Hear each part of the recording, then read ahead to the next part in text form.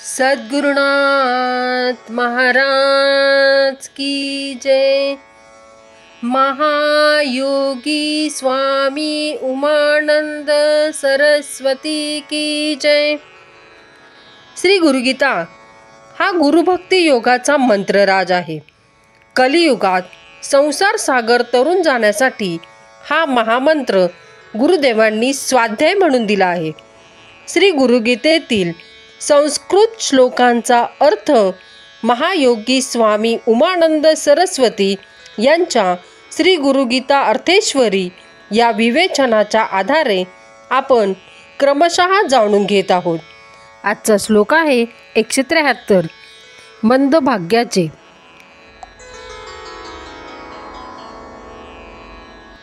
विद्या तपो बलेनैव मंदभाग्याश्च ये नराः गुरुसेवां न कुर्वन्ति सत्यं सत्यं वरानने।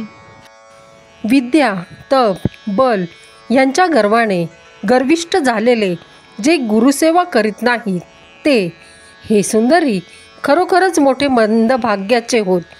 विद्या तप बल आदी प्राप्तीचा जे अभिमान बाळगून असतात, स्वतःला मोठे समजून दुसऱ्यांना छोटे लेखतात व गुरुला मानित नाहीत, गुरुसेवा करीत नाहीत, त्यांचे भाग्य मंदच असते, त्यांचा भाग्योदय होत नाही। गुरु मानणे एकवेळ सोपे, पण स्वतः लघु होणे, लघुत्व पत्करणे अति कठीण। कितीही विद्वान असो, तपस्वी असो, बलवान असो, जोपर्यंत गुरु पुढे नमला नाही, ताठर वृत्ती सोडली नाही, आपल्याजवळ जे काही आहे त्याने गुरुसेवा म्हणजे परोपकार दानधर्म केला नाही, तोपर्यंत भाग्योदय होत नाही, सुदैवाचे पीक येत नाही, सौभाग्य प्राप्ती नाही। सर्व प्राप्तीची परिणती अखेर गुरुभक्तीतच व्हायला हवी। मीपणा, घमेंड, दर्प, अभिमान गुरुभक्तीच्या आड येतात।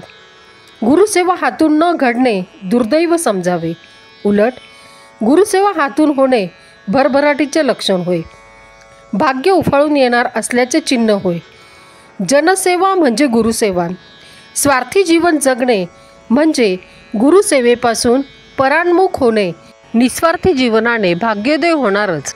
सद्गुरुनाथ महाराज की जय।